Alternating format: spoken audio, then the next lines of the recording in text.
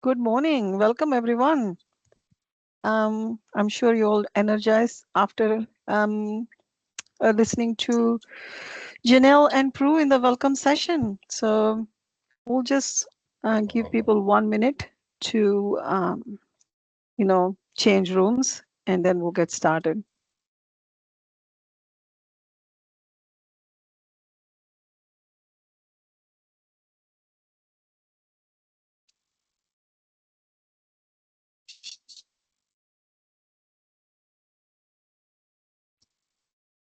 Okay, I might actually get started. Um, and I'll keep admitting people as they come in. So just so that we can maximize the time for the workshops and, you can have some decent time at the end to ask questions as well. So just give me 1 minute. Where's my token?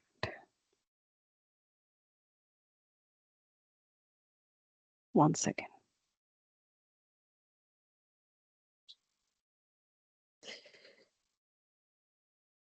Okay, so once again, good morning, everyone, and welcome to our workshop session at CS EdX 2025. It's wonderful to have you all here, and thanks for joining us.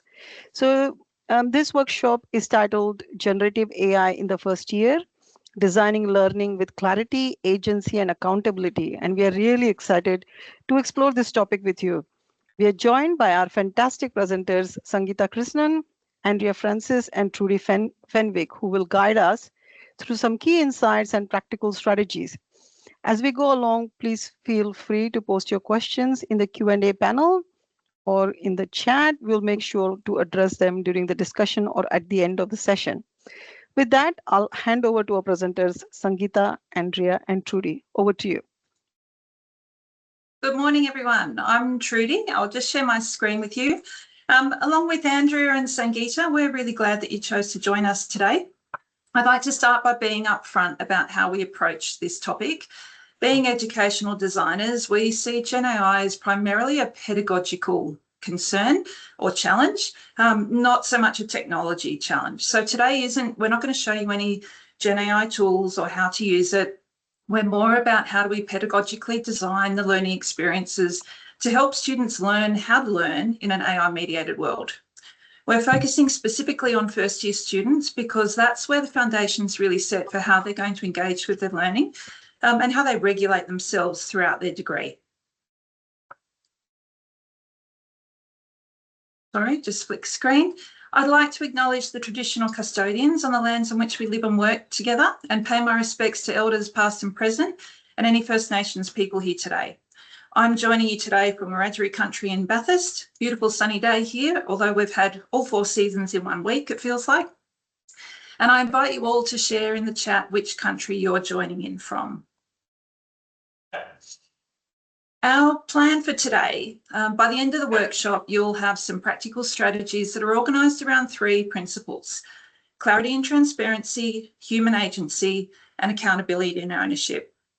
After we walk through these three principles, you'll have time in breakout rooms for some discussion. And looking at the attendance list, we've got a really good diverse range of small and large cohort and quite a diverse discipline. So it'll be great to have some really good discussion around how you see these principles applying in your area of students that you teach.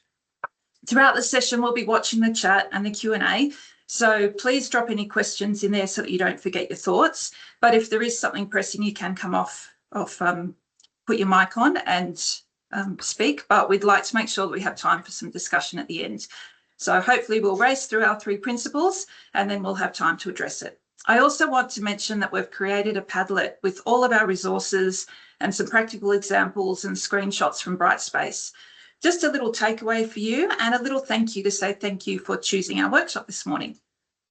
We'll share the link for that Padlet as we approach the breakout rooms because we'd love you to contribute to that as well with your discussions from your groups. Before we dive into the principles, we'd like to do a quick temperature check. We're going to pop a link to a Menti into the chat now. Sangeeta's just done that. Or you can head to menti.com and the code's on the screen. Otherwise, you can scan the QR code with your mobile if you're only on one screen. Give you just a moment for there, but basically we'd like to know, how do you feel about your students using AI? We're really curious to see what the feelings are in the room this morning. Are you optimistic, curious, cautious? Maybe you're resistant. Obviously, there's no wrong answers, but I will pop the results over there as they start coming through and we can see where we're lying. All right, what have we got? Okay, a lot of cautious coming through, good mix of curiosity as well. Yeah, cautious, I feel, is the sensible option. I would say that on behalf of the rest of our presenters, we're sitting in that boat as well. Curious, cautious, optimistic is fluctuating around the middle. So very interesting, but thanks for sharing that. I'll get rid of that screen again. How do I?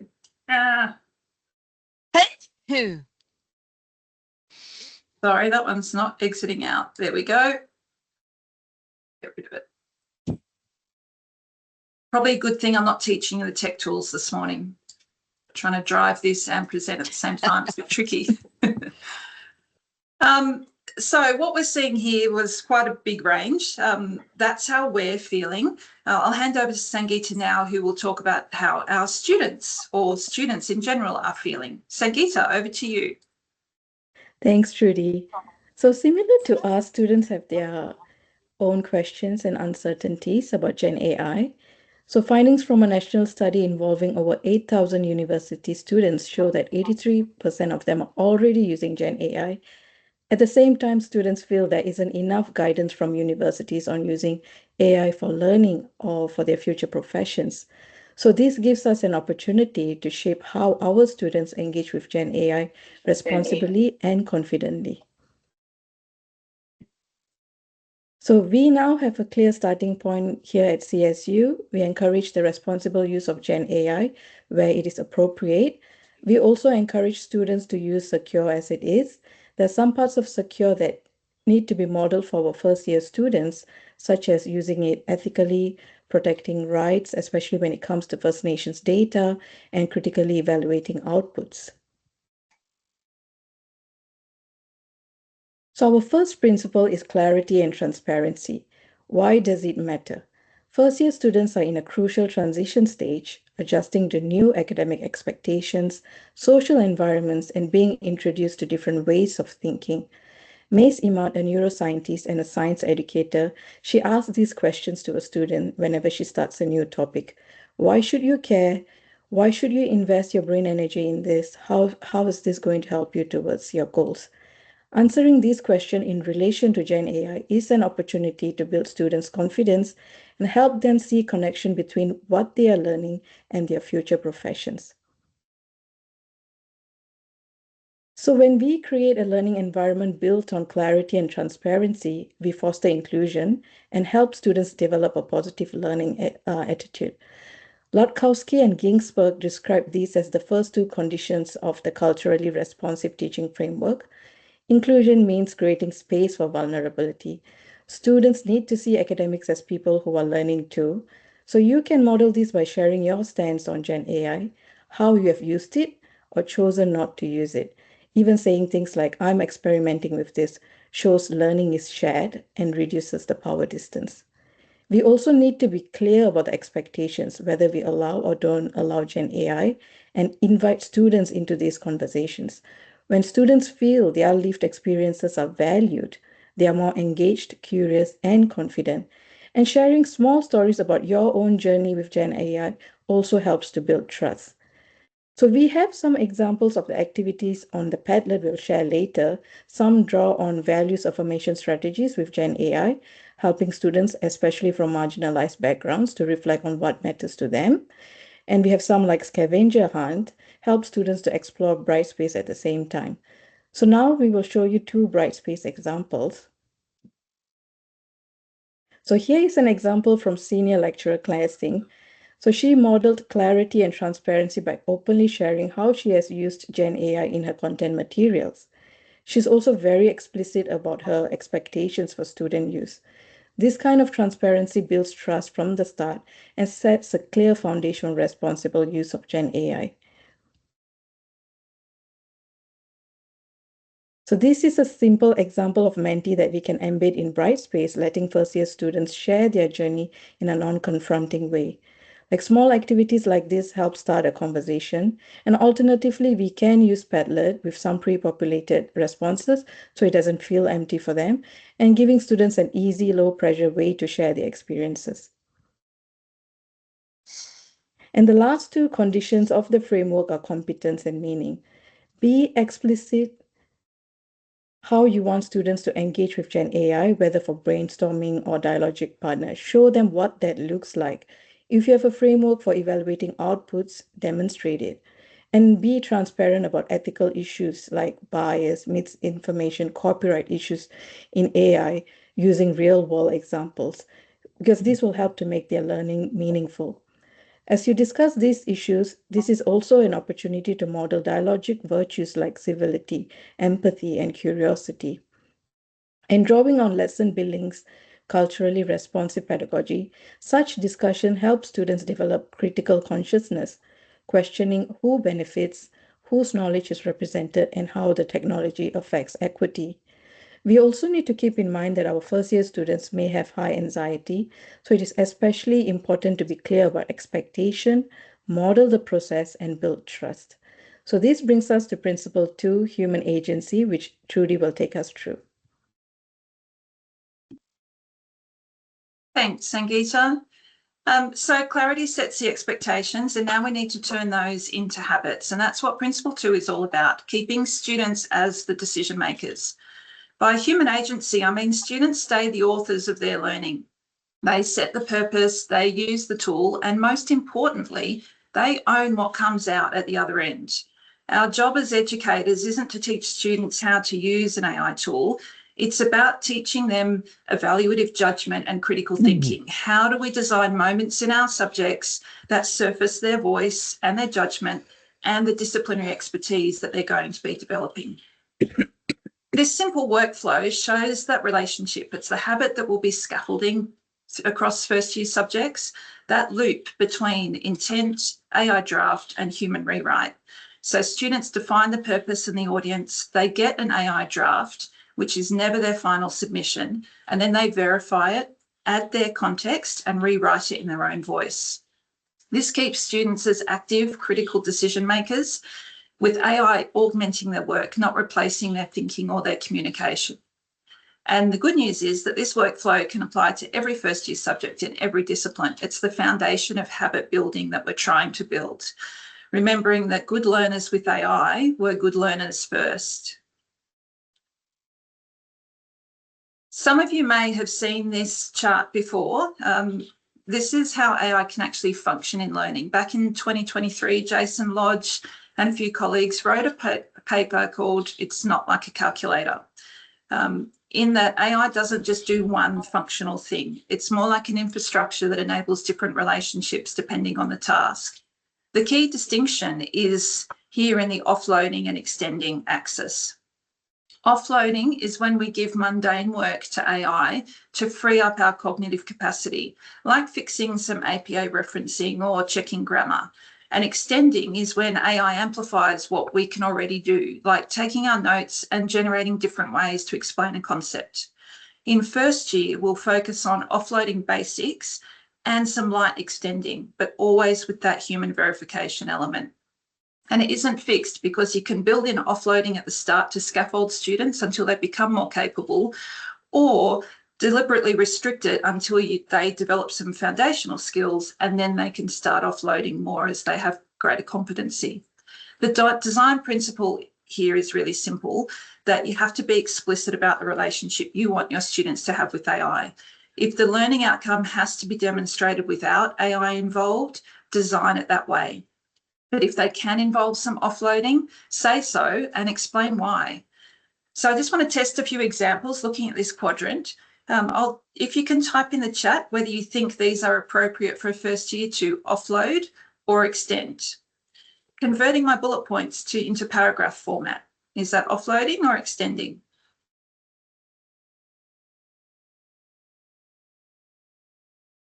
Generating, offloading, Excellent. Yes, I'd say it's offloading because it's taking the points that you already had and just putting it into a paragraph. Generating 2 alternative ways to structure the introduction, offloading or extending.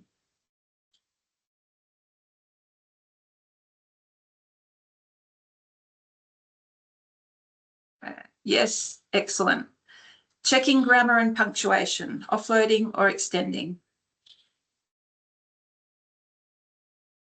Thank you for those that did type in quickly. You're great. And identifying gaps in my argument and suggesting a counter argument, offloading or extending. Yep, extending. And I'd probably say for first year that it's probably too advanced for where we want them to start off with as well. That's getting more into a deeper competency. But you'll notice that with this chart that most of first year is clustered around that offloading quadrant and the individual. And that's quite deliberate because we're starting there so that students start knowing what their capabilities are and then how they can extend it. I know the chart looks a little bit dry, but thinking through what you're prepared for your students to offload or extend can actually be really useful when we start designing assessments and rubrics. The article is in the Padlet, so you can have a good read of it. It's quite a great one. So how do we scaffold that development? I recently came across a framework from the University of Arizona that looks really helpful. Haven't used it yet, but starting to. It's called the AI and Data Acumen Learning Outcomes Framework. Again, it will be in the Padlet that you'll get later. It's very much like a Bloom's taxonomy, but for AI literacy, where it's mapping 7 knowledge dimensions and 4 competency dimensions, and looking at how students can progress from just recognising what AI can and can't do through to creating innovative solutions with AI. I've just pulled out 3 of the dimensions here that we feel matter most to first year. That's self-efficacy, ethics, and cognitive. So with self-efficacy, that's keeping students at the centre. They maintain their sense of identity and purpose, even when AI is in the mix. And with ethics, they're building their capacity to spot bias and use AI transparently. And the cognitive dimension shows the progression from understanding AI's role to eventually evaluating and creating with it. For first year students, we're staying at that foundational level of this framework where students recognise AI's limitations, they can identify potential biases, and they can describe how AI actually complements their work. That's it. We're not expecting any more mastery in first year than that. But by the time they get to second year, they'll be moving into intermediate, choosing when to use AI, how to apply fair practices to it, and analysing some of the outputs critically. The key insight isn't that we're teaching students how to use the tools, but we're building their capacity for that evaluative judgment. And this framework helps us design assessment so that it's at the right level for where students are, but also how we can scaffold them to where we want them to be. So how do we build evaluative judgment in practice? Well, that's through some verification habits. And first year students need something really simple and repeatable, something to check their outputs from AI. And we all know Gen AI can be wrong at times, and usually it's very confidently wrong. So our goal is how to teach that judgment. Here's a 1-minute process that can be modelled in your subjects for students to practice. They start with an intent check in that what's the task, who's it for, and what are the criteria that matter. Then they can skim and flag the output. Does anything need a review? Are there facts, numbers, quotes, or references that they need to check?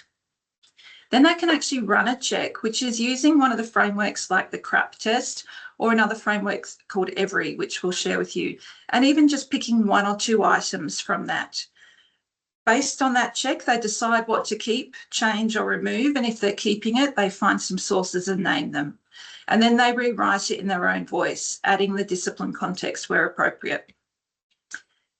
This sort of verification isn't about finding error or finding AI use. It's about building the habit of having that human oversight in the process.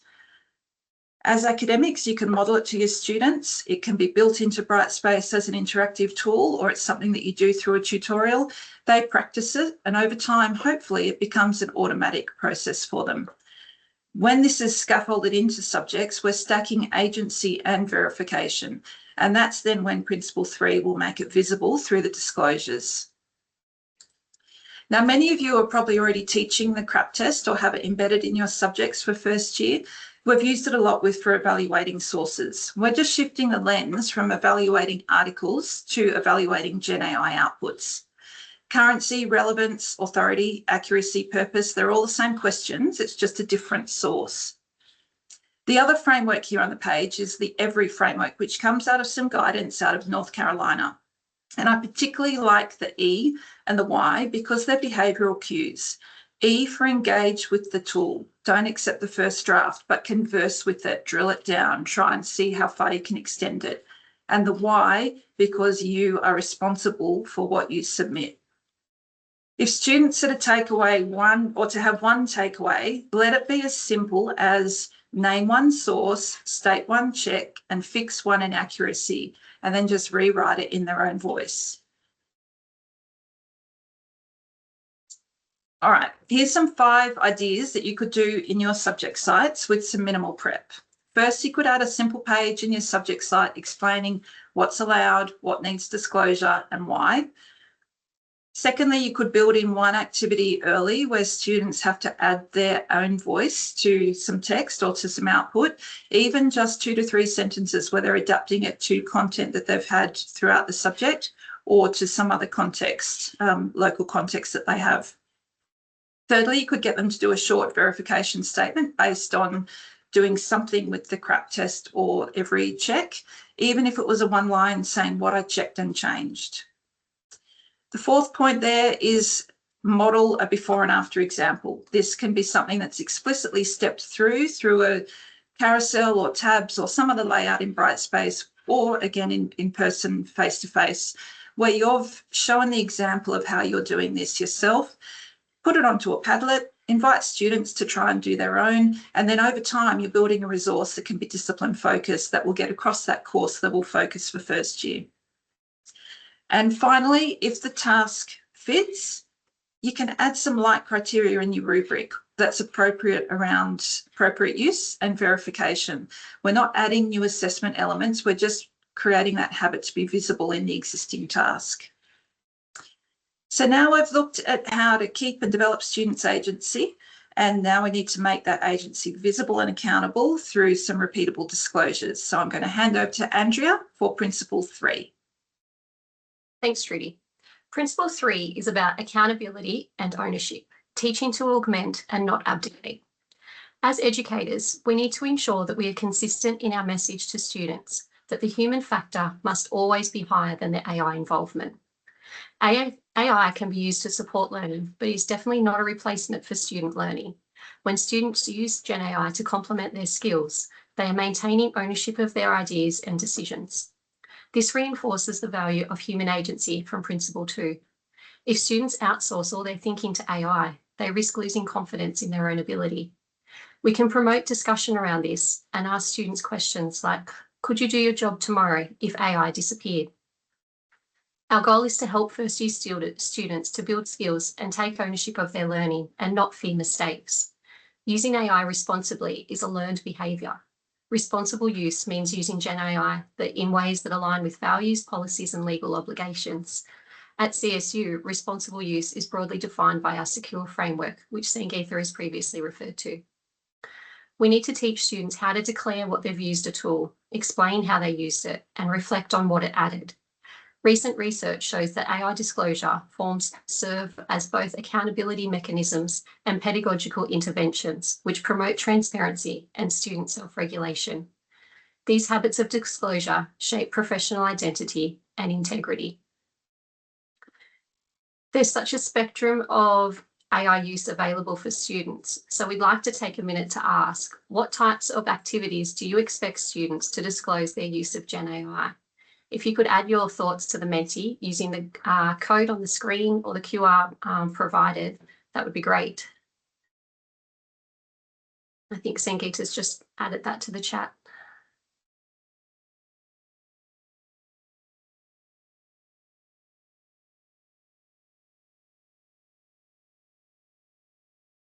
Sorry, I was speaking on mute. The page is now active for the Menti now. I hadn't flicked it over. So if you still have that open, you should still see the second page of the Menti. Would you like to bring the results? Thanks, Trudy. Yep. Yeah, spelling and grammar check, editing, assessments, idea generations, lots of editing, everything, all.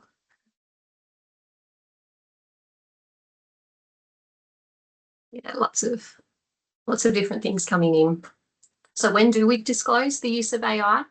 If it's influencing the intellectual substance of our work more than just spelling or grammar, then we should definitely be disclosing it.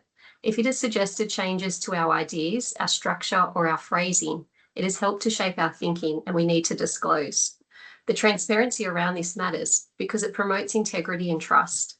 It shows critical oversight and not blind reliance, and it helps to build ethical habits for professional practice. First-year students, like us as professionals, will have many questions about when and how to do this, so they will need clear guidance in this space. But it's important that as academics, you should also have agency to set your expectations about when students need to disclose AI use within your own discipline areas. Consideration should also be given to how you might model that within your teaching practice.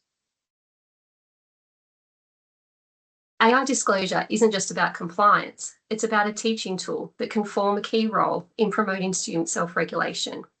A nice way to build this principle for first-year students is to encourage them to provide 3 parts when disclosing how AI was used. The first step is the what AI was used for, identifying the task and the tool. Step 2 is how was it verified? Looking at the accuracy, the authority, the purpose. We could look at the CRAP test or the EVERY framework that Trudy has referred to. Through verification, students are learning to critically evaluate outputs rather than blindly trusting the technology, which is an essential step towards building accountability. Why it improves the outcome. So step 3 is about the metacognitive benefit of thinking about the impact on learning. This allows students to consider how the AI supported or perhaps limited their thinking, and fostering deeper engagement and personal responsibility. This 3-step approach develops student confidence as they are not just acknowledging the use of Gen AI, but they are learning to justify and evaluate its role, which is critical for building accountability and ownership.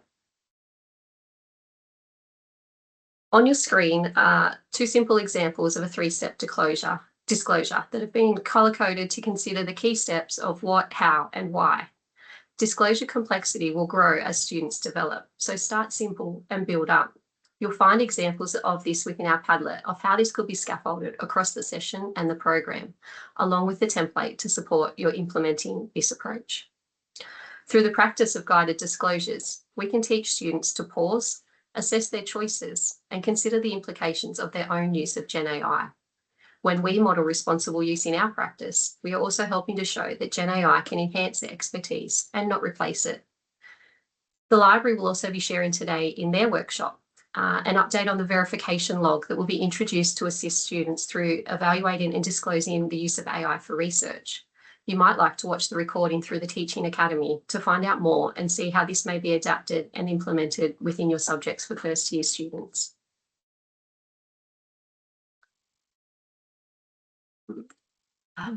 Students must learn to use AI critically and responsibly, as the tools are going to continue to change and evolve.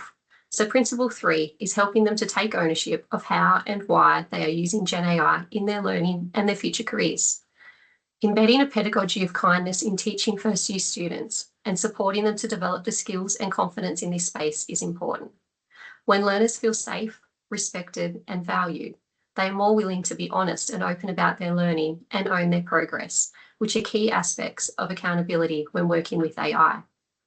Some easy wins for supporting accountability and ownership for first-year students might include modelling these disclosures through class activities and promoting meaningful reflections about why students are choosing to use AI, what the impact it might have on their learning. This can be further supported by students submitting drafts of their learning, including simple disclosure statements of how they have verified their work. Supporting students and acknowledging the use of AI in assessments. The library has resources and advice for students to assist with this, which can be easily linked into Brightspace sites. Embedding specific performance criteria within marking rubrics to explicitly show students what is expected of them when justifying how AI is used within a task. We have a sample of this available, which has been kindly shared from engineering. And we can share with students the tips required to use AI responsibly and keep these accessible to students in their subject sites. Some of these ideas have been provided in the Padlet, which we will share with you shortly. If we lead with trust and we respond with feedback and nurture student growth, we can build a shared responsibility between educators and students, which reinforces mutual accountability. It shifts the emphasis from compliance to empowerment for students to own their learning in this space. We've taken some time to collate some pages to show how these ideas could translate into subject design within your Brightspace sites. And you might have some samples that you're willing to share as well in this space. So I'll just take over sharing for a second. Yep, I've stopped. Or you, Andrea?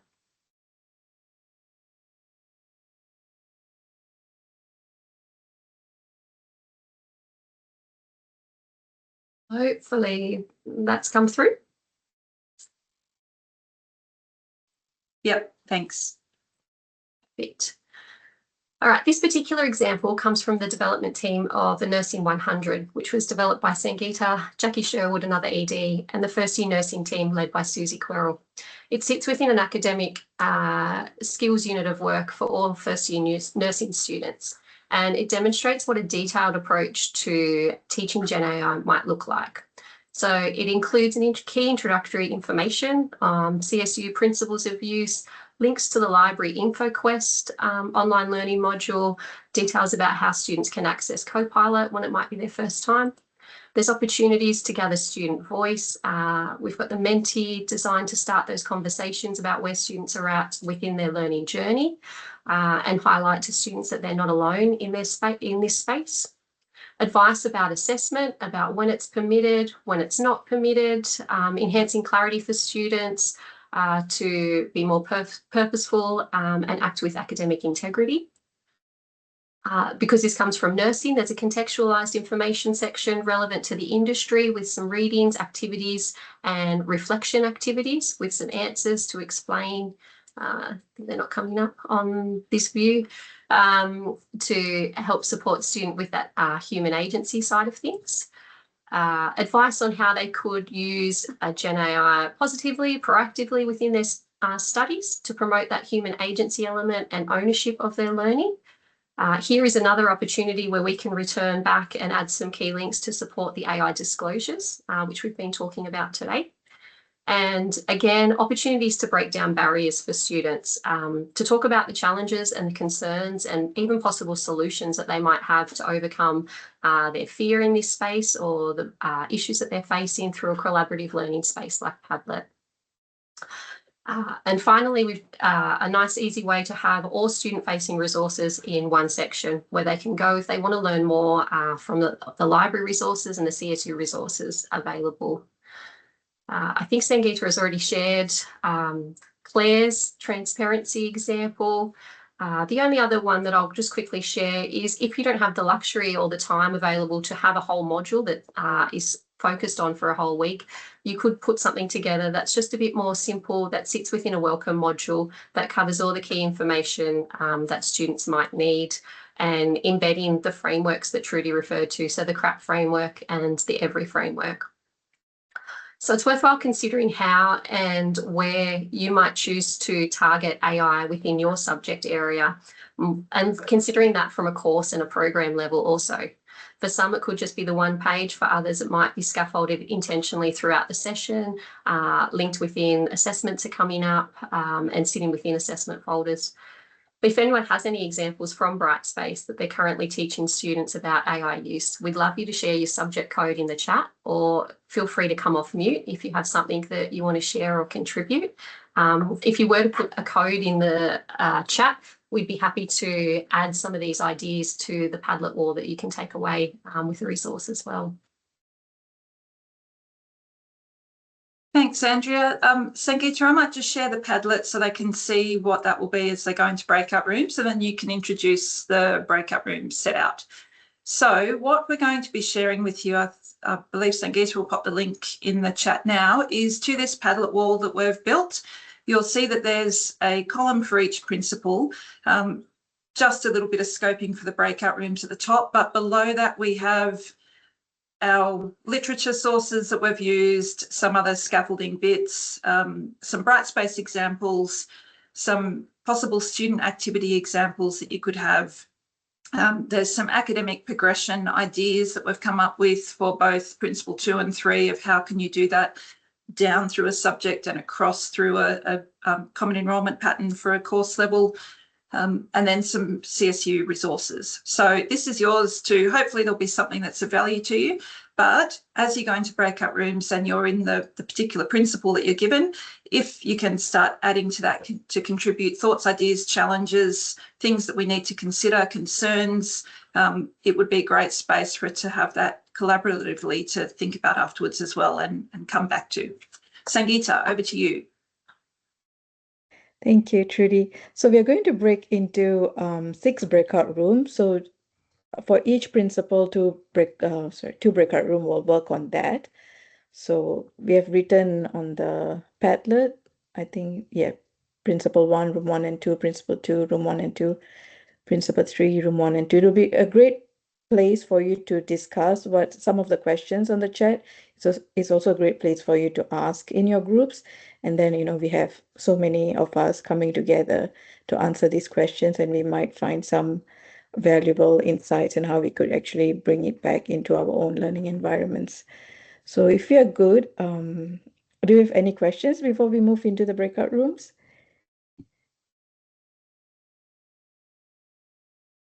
Okay, Amita, would you like to open the breakout room, please? Doing it now. Thank you.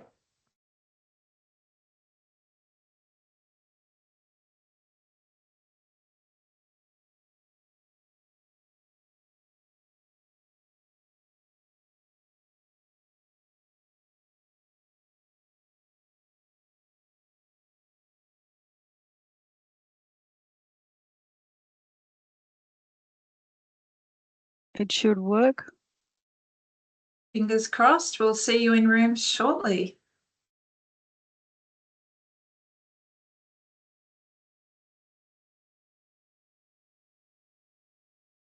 Nothing's appearing up the top yet, Amita. Oh, I think I just have to click open. Sorry. Ah, I have assigned people. I'll just opening the room now. Yeah. that was your thinking time, everyone. Thank you.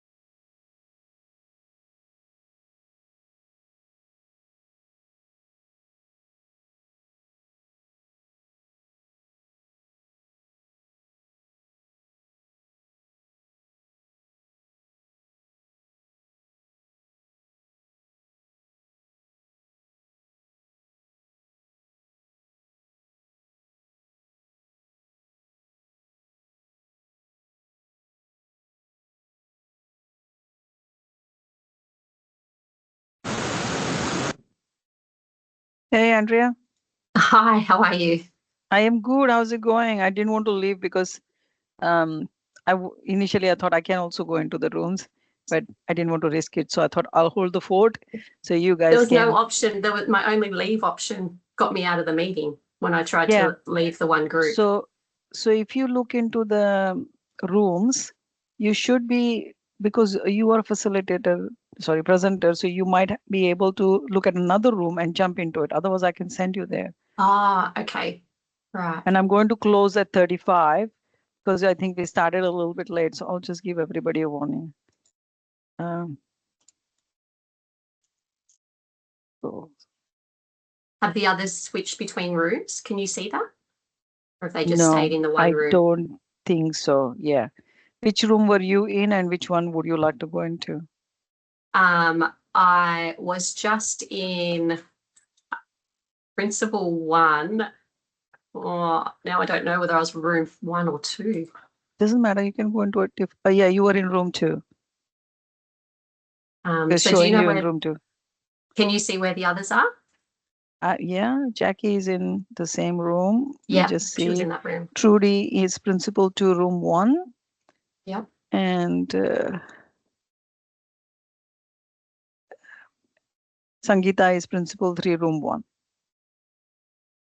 Okay. That's a very good presentation, by the way. Really done, well done, and very practical and hands-on. So I'm sure, and I hope they get much out of that breakout room as well. So yeah, Thank you. is there good conversation happening in the rooms? Yeah, there was. It was really good. That's good. Maybe I'll just sit here and have a breather. There are 3 minutes left. If you want, I can send you in some way.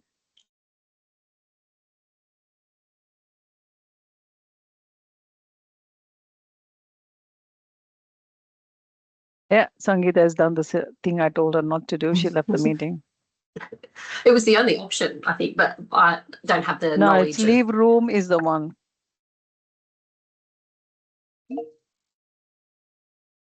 There she is. Leave room was the option. Yeah. Did you have a leave room option?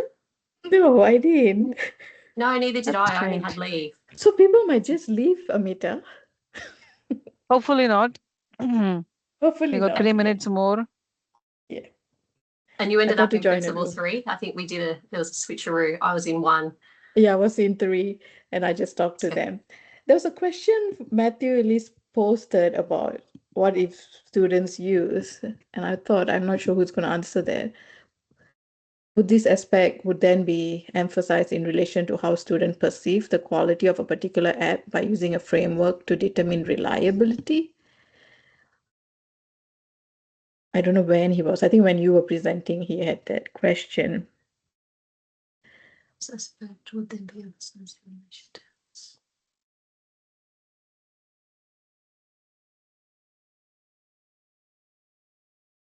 Are people putting answers? I hope they do.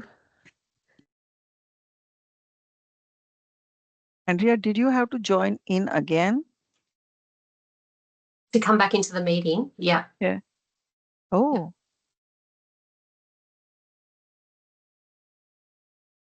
Are you able to broadcast, Amita? Oh, it's gonna. I am doing. Yeah, I did 5 minutes and now I'm going to send 1 minute Oh, left. can you And then I'll close ask them to rooms. put their answers? I just realized I forgot to tell that during my. What do you want me to say? Put their responses in the Padlet, but it might The close thing soon. is not coming up. Let me just. Principal 3's got some responses. Principal 1, Tracy's added. Oh, that's good.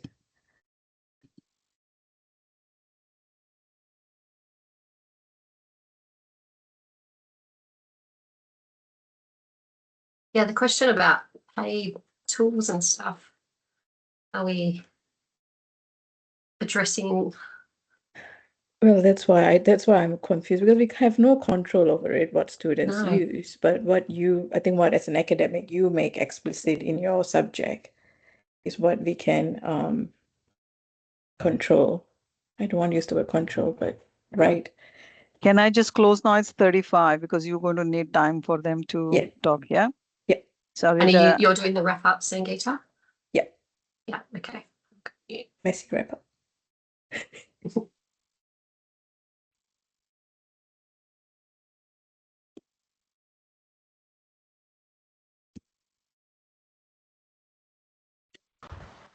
Am I still here? Oh, that was What an That was existential rapid. question. yeah, that's right. What There was happened? no countdown. Okay. Oh, there's no I countdown. thought we still had some time, so sorry. I just asked a question and Sabrina was about to speak and then we got cut out. So My timing went apologies a little bit too. funny. I wanted Oh, to put sorry one more about that. announcement, but it wouldn't work. All right. Go ahead, Sorry. Does Sabrina want to share what she was thinking about? I will. Is it? I just got thrown out and then thrown back in. Sorry, Sabrina, it wasn't nothing personal. Thanks. No, I didn't think so because I didn't say anything. So I was just going to say, I teach first-year dentistry students, so a lot of what we do is practical. So it's almost, well, it should be impossible for AI to have any sort of, I guess, detrimental impact on what we do. And our exams are written papers and they're fully supervised. I guess my attendance today was twofold. One being, am I assuming that AI is not, infiltrating into how the students are learning? Because I can't at this point see how I can detect it with the modes of teaching we have currently. So I guess I'm testing my own naivety there. But the other thing is, in terms of the profession itself, AI has made a huge impact, particularly around clinical record keeping. And that is one of the topics I teach my first years. But rather than say to them, don't use AI, that's not reliable, we start off by talking about AI and looking at where AI can be beneficial, but also alerting them to the problems that AI is obviously causing for the profession at the moment. For the profession of dentistry, AI is seeming to be sold as a quick way to do your clinical notes. And for those of us here who are clinicians, there is no quick way to do your notes. Notes have to be comprehensive and well done. I work for the regulator. I have for over 25 years. So unfortunately, I see the downside of poor clinical note keeping all the time. But here we have this tool which could find benefit there to help, but should not be the default to someone actually producing accurate. So similar to what was said earlier about the accuracy of information. So I guess I'm more interested in what people's experience around that is, if it's similar, but also testing one's naivety when it comes to AI, when you think your assessment and your teaching design is solid or can't be affected, and in fact the students are smarter than we are, and it is. So that's where I'm sitting. Thanks for sharing, Sabrina. Trudy, you want to respond to that? Look, I think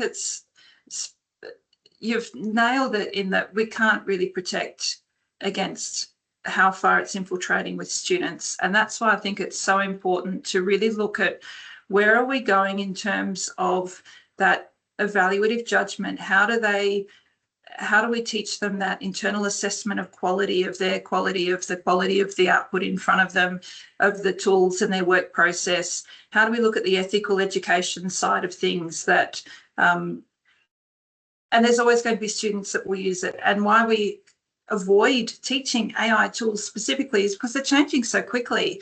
They'll be different in a week or two. There'll be a different version of Copilot or ChatGPT out. I have seen some comments in the chat about the equity issue as well, and I'd love to get to some discussion of that. But from how you started, Sabrina, to be able to go through and speak with your students around their usage, I really think that's the way that it should go, to empower them. And that's the whole agency bit of letting them understand what are the implications, because some professions will use it a lot and they need to understand. But by the time they get there, there'll be a different way that they're using it. So it is a very wicked problem. We're trying to prevent poor usage 5 minutes. Okay, I'll stop talking, and I'd love to hear some other insights that, or comments or concerns from any other group.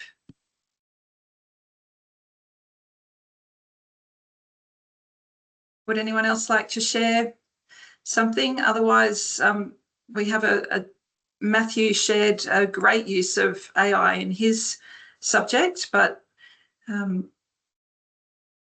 which he might like to share in the group if there's no one else. Yeah, I'll give it a go.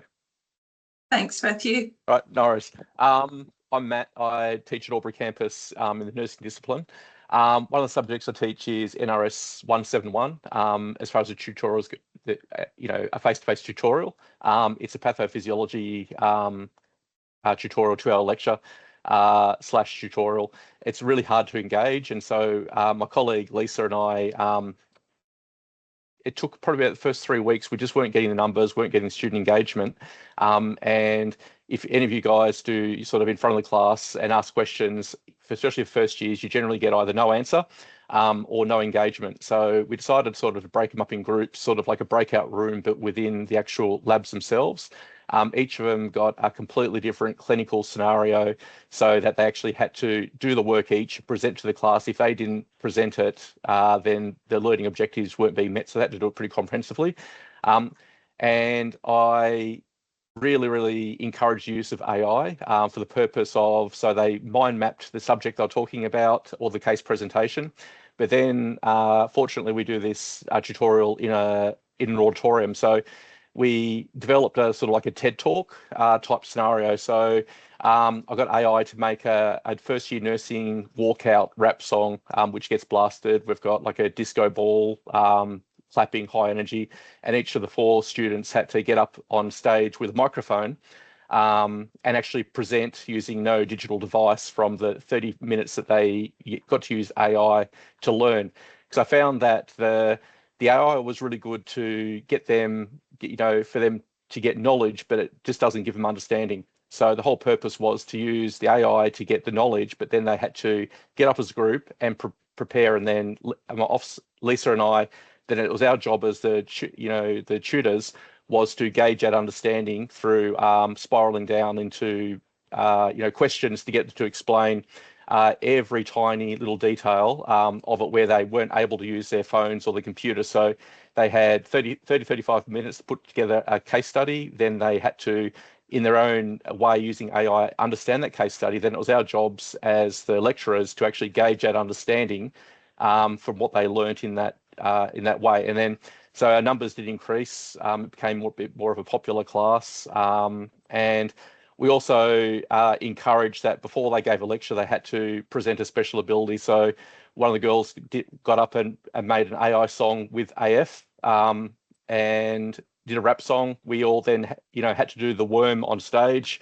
It's a bit of wild class, but they love it. So yeah, I'm a fan of AI as long as you can gauge a student's understanding with it. The end. Thanks so much for sharing, Matthew. We really appreciate it. I realize I'm just looking at the time. So we really encourage, if you're still, I know we are all in our own different journey with Gen AI. So the educational designers are very willing to partner with you and see how that looks like in your subject or your program level. So please feel free to contact us. Another one is the Critical AI Literacy Tier 1 program. It has a lot of case studies on ethical issues, bias, environmental. There's so many examples there that you can bring into your own disciplines and start that conversation if you have not started that. So I'm just sharing. Oh, thanks, Andrea. So we really appreciate your time, and please feel free to keep adding to the Padlet. It will be a resource for you to take away and also for us to take away as well. And if you have any subjects that you're already using Gen AI and you are very willing to share that with us, if you can put your subject code in the chat, then we can collate it and share it with everyone as well. Thank you so much. Excellent. I'm just going to use the last minute to thank everyone, first of all, joining this workshop session. And I want to thank the presenters for a very interesting and, hands-on workshop. Actually, I've learned quite a bit myself as well. And I hope you all have picked up some practical strategies that you could implement. in your subjects. And as Sangeeta just mentioned, you can always request support from educational designer within DLT. There is a link in the chat, so feel free to use it. I hope you enjoy the rest of the session, and we might see you at another workshop this afternoon. And if you're on either on Bathurst, Wagga, or Port Macquarie campus, join the campus hubs. And we might see you there. Thank you, everyone. Thank you. Thank you.